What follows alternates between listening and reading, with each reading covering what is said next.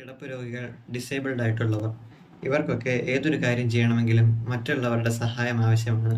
അത് എത്ര ചെറിയ കാര്യമാണെങ്കിൽ പോലും. തൻ്റെ ദിനചര്യയിലുള്ള ഒരു ചെറിയ കാര്യമായ കർട്ടൻ തുറക്കുക, അടയ്ക്കുക എന്നീ ചെറിയ ജോലി പോലും മറ്റുള്ളവരുടെ സഹായത്തോടെ അല്ലാതെ അവർക്ക് ചെയ്യാൻ ബുദ്ധിമുട്ടാണ്. അപ്പോൾ ഏത് കുട്ടികൾക്കും, ഏത് മുതിർന്നവർക്കും, ഏത് അവസ്ഥയിൽ കിടക്കുന്നവർക്കും തൻ്റെ വിരലുകൾ കൊണ്ട് മാത്രം കർട്ടൻ തുറക്കാനും അടയ്ക്കാനും കഴിയുന്ന ഒരു ഡിവൈസാണ് ഇന്ന് ഞങ്ങൾ അവതരിപ്പിക്കാൻ പോകുന്നത്. Smart blinds. ഈ ഡിവൈസ് ഒരു ഹുക്ക് വഴി കർട്ടൻ്റെ റോഡിലേക്ക് നമ്മൾ ഘടിപ്പിക്കുകയും ആ കർട്ടൻ്റെ റോഡിനെ ഒരു ട്രാക്കായി പരിഗണിച്ച് ഇതിൻ്റെ അറ്റത്തുള്ള മോട്ടറിൽ ഘടിപ്പിച്ചിരിക്കുന്ന ഷാഫ്റ്റ് കറങ്ങുകയും ആ ട്രാക്കിൽ കൂടെ ഇരുവശങ്ങളിലേക്ക് നീങ്ങാനും പറ്റുന്നതാണ്. ഈ ഇരുവശങ്ങളിലേക്ക് നീങ്ങുമ്പോൾ ആ വശങ്ങളിലേക്ക് കർട്ടനെ വലിച്ചുകൊണ്ട് പോവുകയും നേരെ എതിർവശത്തേക്ക് തിരിയുമ്പോൾ നേരെ ഏത് വശത്തു നിന്നാണോ വന്നത് ആ വശത്തേക്ക് തിരിച്ചു കൊണ്ടുപോകാനും ഈ ഡിവൈസ് കൊണ്ട് സാധിക്കുന്നു. ഈ ഡിവൈസ് കൺട്രോൾ ചെയ്യാൻ ഒരു ഡെഡിക്കേറ്റഡ് റിമോട്ടായിട്ടോ അല്ലെങ്കിൽ ഇൻ്റർനെറ്റ് ഉപയോഗിക്കുന്ന ഏതൊരു ഡിവൈസും ഉണ്ടോ, അത് ഫോണാകട്ടെ, ടാബ്ലറ്റ് ആകട്ടെ, ലാപ്ടോപ്പ് ആകട്ടെ, ഏതൊരു ഡിവൈസും ആകട്ടെ, അനായാസം ഇത് കൺട്രോൾ ചെയ്യാൻ സാധിക്കുന്നതാണ്.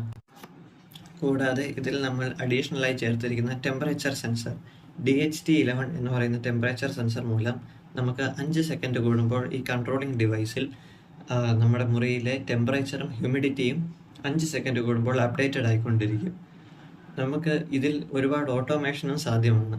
അതായത് രാവിലെ 6 തൊട്ട് വൈകിട്ട് 6 വരെ കർട്ടൻ തുറന്നിരിക്കുന്ന രീതിയിലോ, അല്ലെങ്കിൽ ഒരു സെറ്റ് സമയത്ത് ഇത് ഓട്ടോമാറ്റിക്കായി അടയുകയോ ചെയ്യുന്ന രീതിയിൽ നമുക്ക് സെറ്റ് ചെയ്യാവുന്നതാണ്. അതുപോലെ ഈ ടെമ്പറേച്ചർ സെൻസർ വഴി സെൻസ് ചെയ്യുന്ന ടെമ്പറേച്ചർ ഒരു നിശ്ചിത അളവിൽ കൂടുകയാണെങ്കിൽ റൂമിലേക്ക് കാറ്റോട്ടം വർദ്ധിക്കുവാനായിട്ട് നമുക്ക് കർട്ടൻ തുറക്കുന്ന രീതിയിലും സെറ്റ് ചെയ്യാവുന്നതാണ്. ഈ ഫീച്ചർ നമുക്ക് ഓണായിട്ടോ ഓഫായിട്ടോ വെക്കാവുന്നതാണ്. അതുപോലെ തന്നെ ഇതിൽ ഇനിയും കമ്പോണൻസ് ആഡ് ചെയ്യാവുന്നതാണ്. ഉദാഹരണത്തിന് ഒരു ലൈറ്റ് സെൻസർ ആഡ് ചെയ്ത് കഴിഞ്ഞാൽ നമുക്ക് മുറിയിലെ ലൈറ്റ് ഇൻറ്റൻസിറ്റി കുറയുന്നതനുസരിച്ച് റൂമിലേക്ക് വെട്ടം കയറാൻ വേണ്ടിയിട്ട് കർട്ടൻ തുറക്കുന്ന രീതിയിലും സെറ്റ് ചെയ്യാവുന്നതാണ്. ഇതിൻ്റെ ഇൻ്റർഫേസ് വളരെ സിമ്പിൾ ആയത് കാരണം എത്ര പ്രായം കൂടിയവർക്കും എത്ര പ്രായം കുറഞ്ഞവർക്കും അനായാസം ഇത് ഉപയോഗിക്കാവുന്നതാണ്. ഇതിൻ്റെ വർക്കിംഗ് എങ്ങനെയാണെന്ന് നമുക്കൊന്ന് നോക്കാം. ആദ്യമേ തന്നെ ഇതിൻ്റെ ആപ്പിൽ കൂടെ നമ്മൾ ഫോർവേഡ് എന്ന ഓപ്ഷൻ ടൈപ്പ് ചെയ്യുമ്പോൾ ഇത് ഒരു വശത്തേക്ക് ഇറങ്ങുകയും സ്റ്റോപ്പിൽ നിൽക്കുമ്പോൾ നിർത്തുകയും ബാക്ക്വേർഡിൽ നിൽക്കുമ്പോൾ നേരെ എതിർ ദിശയിലേക്കും കറങ്ങുന്നതാണ്. സ്റ്റോപ്പിൽ നിൽക്കുമ്പോൾ അവിടെ നിൽക്കുന്നു.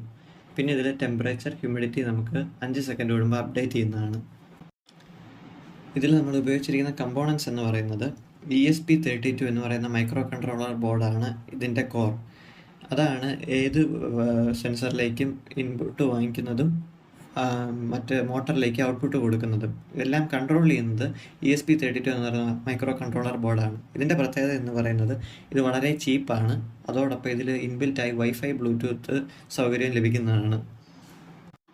പിന്നെ ഉപയോഗിച്ചിരിക്കുന്നത് എന്ന് പറയുന്നത് DHT11 എന്ന് പറയുന്ന ടെമ്പറേച്ചർ ഹ്യൂമിഡിറ്റി സെൻസറാണ്. അത് ഉപയോഗിക്കുന്നത് ടെമ്പറേച്ചറും ഹ്യൂമിഡിറ്റിയും സെൻസ് ചെയ്യാൻ വേണ്ടിയിട്ടാണ്. അടുത്തത് L ഷേപ്പ് BO മോട്ടർ. അത് സാധാ DC മോട്ടർ തന്നെ L ഷേപ്പിൽ ഗിയേഴ്സ് വെച്ചിട്ട് ആക്കിയിരിക്കുന്നു. അടുത്തത് മോട്ടോർ ഡ്രൈവർ ഉപയോഗിക്കുന്നത് ഏത് ഡയറക്ഷനിലേക്ക് മോട്ടറിനെ റൊട്ടേറ്റ് ചെയ്യിക്കണം എന്ന് ഇൻപുട്ട് വഴി കൺട്രോൾ ചെയ്യുന്നത് മോട്ടോർ ഡ്രൈവർ ഇല്ലെങ്കിൽ ഒരു ഡയറക്ഷനിലേക്ക് മാത്രമേ മോട്ടോർ കറങ്ങുകയുള്ളൂ.